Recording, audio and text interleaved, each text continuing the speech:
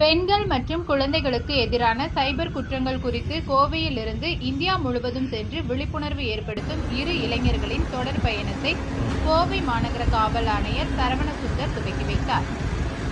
தற்போது பெண்கள் மற்றும் குழந்தைகளுக்கு எதிரான சைபர் கிரைம் குற்றங்கள் தொடர்ந்து அதிகரித்துக் கொண்டே வருகிறது.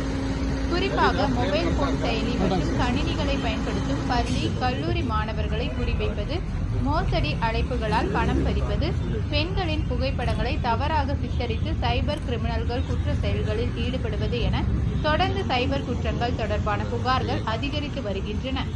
இந்நிலையில் இது குறித்து விழிப்புணர்வு ஏற்படுத்தும் வகையில் கோவையை சேர்ந்த இளைஞர்கள் சங்கர் ராஜ், சுப்பிரமணியம் மற்றும் தினேஷ்குமார் ஆகியோர் இந்தியா முழுவதும் விழிப்புணர்வு பயணம் செல்கின்றனர்.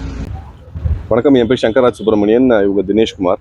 நாங்கள் 2 பேரும் சேர்ந்து விழிப்புணர்வு பயணம், அதாவது பெண்கள் மற்றும் குழந்தைகள் சைபர் பாதுகாப்பு, cyber safety for women and children அப்படின்றதுக்காக இந்தியாவில் இருக்க எல்லா ஸ்டேட்டோட capital, 28 state capital, 6 union territory, இது எல்லாத்தையும் 17,000 கிலோமீட்டர் 25 நாளில் ட்ராவல் பண்ணுறதா ஒரு பிளான் இன்னைக்கு ஸ்டார்ட் பண்ணுறோம். ஸோ இது மூலிமா நாங்கள் என்ன பண்ணுறோம் அப்படின்னா, எல்லா ஸ்டேட்டில் இருக்க மோஸ்ட்லி கவர்மெண்ட் ஸ்கூல்ஸ் என்னென்னலாம் இருக்கோ அந்த கவர்மெண்ட் ஸ்கூல்ஸ்லாம் விசிட் பண்ணி அங்கே இருக்க ஸ்டூடெண்ட்ஸ்க்கு ஒரு விழிப்புணர்வு ஏற்படுத்துகிறோம்.